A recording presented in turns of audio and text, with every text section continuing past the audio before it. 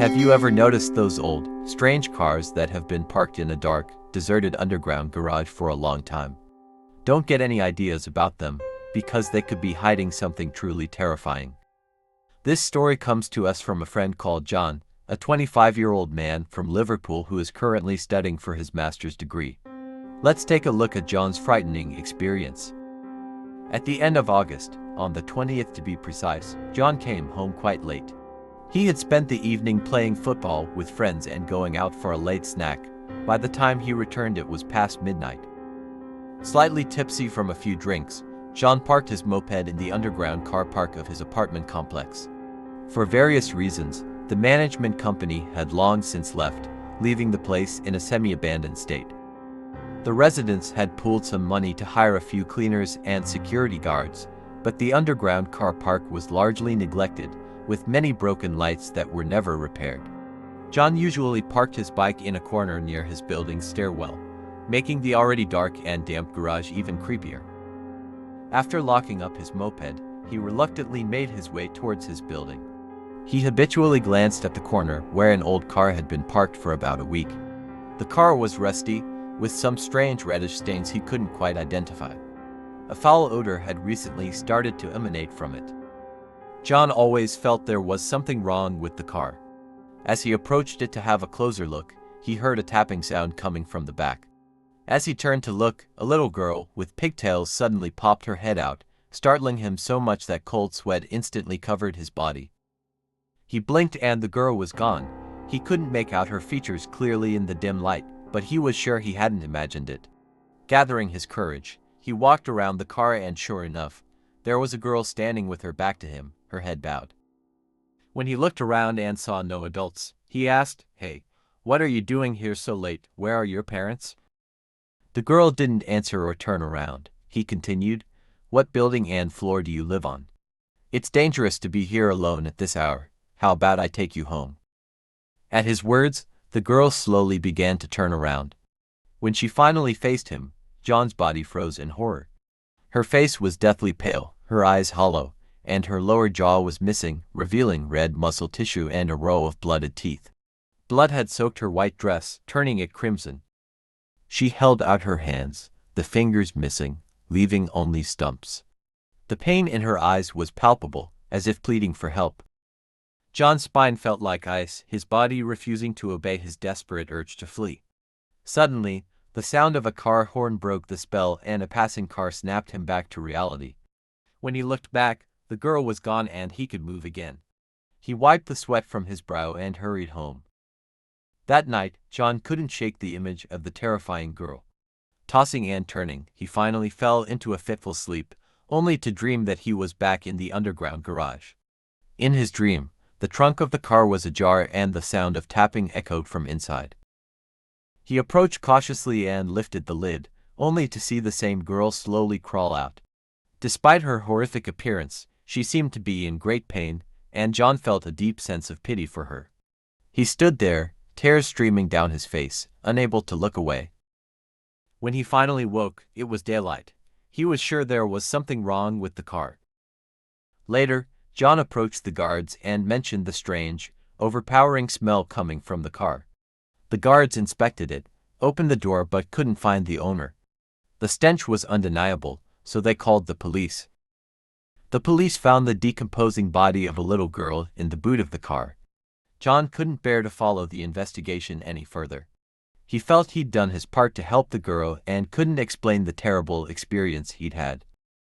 Thank you for your support.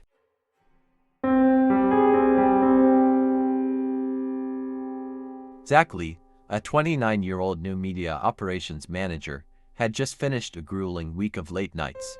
The downtown Chicago office was eerily quiet as he glanced at the clock, which read 11 p.m. Zach rubbed his eyes, feeling the weight of exhaustion, but also a slight sense of accomplishment. The project he had been working on was finally complete and he was ready to go home. Zach rode his electric scooter through the hot, humid summer night, the city streets mostly deserted.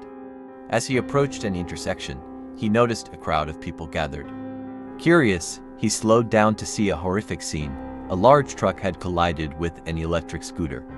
The delivery driver was lying motionless under the truck, blood pooling around him. Zach wanted to ride past the scene, but a sudden chill made him turn back.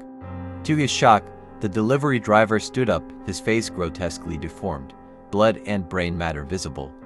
The rider's eyes locked with Zach's, sending a wave of terror through him.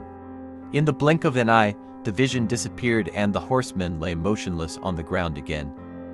Heart-pounding, Zach raced home, the dark streets and flickering streetlights adding to his growing paranoia. Every shadow seemed to move and he felt an unseen presence watching him. By the time he reached his flat, he was drenched in sweat and his hands were shaking. Trying to calm down, Zach took a shower. Feeling a little better, but still uneasy, he decided to order some food. But when he opened the delivery app, he found that almost all the restaurants were closed, except for one strange listing that offered only rice and steamed buns, with eerie candlelit photos. Distracted by a video of the accident, Zach was startled by a knock at his door. A voice outside claimed to have his delivery. Confused, Zach looked through the peephole and saw a pale, gaunt delivery man in a uniform. Reluctantly, Zach opened the door a crack and the man thrust a black bag into his hands, insisting it was his order. Inside, Zach opened the bag to find 3 steamed buns and a bowl of rice. His unease grew as he noticed that the food resembled offerings at a shrine. Suddenly there was another knock and the same deep voice asking for a good review. Zach's heart raced as he looked out and saw nothing but darkness. Determined to get rid of the strange food, Zach opened his door again, only to see the horrible delivery man standing there, covered in dark stains, his face even more grotesquely deformed. Paralyzed with fear, Zach dropped the bag and collapsed. Zach woke up in his bed, feeling feverish and weak. He had no memory of how he got there. He called in sick and spent the next few days recovering, haunted by fragmented memories of the previous night's horrors. Desperate for answers, Zach began researching the accident and the mysterious delivery. He found news reports about the crash, but nothing about the strange food or the delivery man. Every lead turned into a dead end, adding to his frustration and fear. Even after his physical recovery, Zach couldn't shake the feeling of anxiety. He struggled to concentrate at work and became increasingly isolated. Nightmares plagued his sleep and he felt like he was being watched everywhere he went. One night, Zach returned to the scene of the accident. As he stood there, he had a moment of clarity.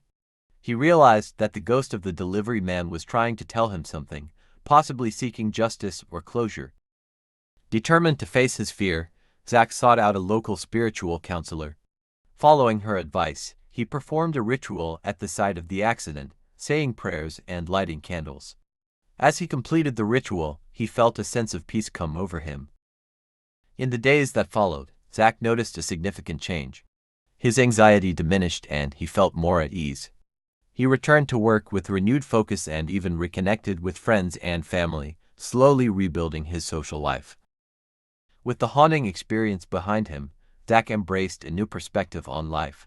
He continued his work in new media, but also took time to enjoy life's simple pleasures. The traumatic events had changed him, but he emerged stronger, ready to face the future with hope and resilience.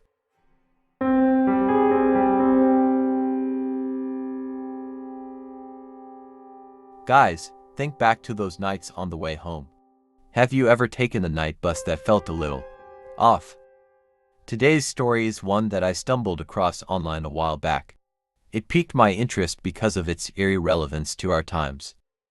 I can't remember the exact year it happened, but it was definitely within the last few years, either 2017 or 2018. The original poster of this story was a guy called Jack from California. He was a typical office worker in New York City, dealing with reports and project proposals on a daily basis. Back then, the work environment wasn't as intense as it is today. People worked normal hours, but Jack was different. He was the kind of person who volunteered to work late every day and was always the last to leave the office. This incident happened in the few days before Christmas. His family called to ask if he was coming home for the holidays. Jack hadn't been home for Christmas in years, always spending it alone. He thought he was too busy with work and decided not to go home that year. On Christmas Eve, the company had a big project and Jack volunteered to stay late and work. He watched his colleagues leave one by one over the last few days, but he didn't mind. He thought, I'm alone at home anyway, and here I get triple the pay for overtime, which made him quite happy. He worked until after 9 p.m. and finally decided to go out. But Christmas Eve at 9 p.m. isn't like any other night. Normally, New York City's bustling downtown would be alive at that hour. But on Christmas Eve, the streets were eerily empty, with everyone at home celebrating with their families. Jack was waiting for the night bus. Normally the buses came every 15 to 20 minutes, but not that night. After almost an hour, there was no bus. And it was almost impossible to call a car service on Christmas Eve, so he had to resort to hailing a taxi. But even taxis were scarce. The last bus was due at 10:30 p.m. Jack decided to wait a little longer, figuring that if it didn't come, he'd just walk home. As he waited, a thick fog suddenly rolled in and enveloped the area within seconds. Two headlights emerged from the fog and slowly approached. As the bus got closer, Jack saw that it was the one he needed. He jumped on, desperate to get out of the cold. To his surprise, the bus was full of people. He thought he'd find a seat and relax, but was amazed at how crowded it was on Christmas Eve. He stood there playing with his phone, but soon something felt wrong. The bus was too quiet. With so many people, it should have been noisy. Even if most of them were tired and silent, there should have been at least a few quiet conversations. Curiously, he looked around and was startled. The passengers were dressed in outfits from various eras, the 80s, 90s, 60s, even someone in early 20th century clothing. They were all sitting in silence, staring blankly ahead. What frightened him even more was the absence of any sound. No engine noise, nothing. Panic set in. Jack looked out and saw nothing but thick fog. He ran to the driver and said, I think I got on the wrong bus. Can you please let me off? To his surprise, the driver opened the door immediately. Jack raced off, not even stopping at a proper stop. Once outside, he watched as the bus slowly disappeared into the mist. Within a minute, the fog lifted and he found himself back at the same bus stop where he had waited earlier. Too scared to try again, he decided to walk home. He later wondered if he had dozed off while waiting for the bus, if he had dreamt the whole thing, or if he had actually boarded a ghost bus. As he walked home that night, he felt the loneliness of spending Christmas alone like never before. Even ghosts, it seemed, found a way to be with their loved ones during the holidays. And that's today's story. Thank you for your support. If you enjoyed our show, please follow, like, and comment.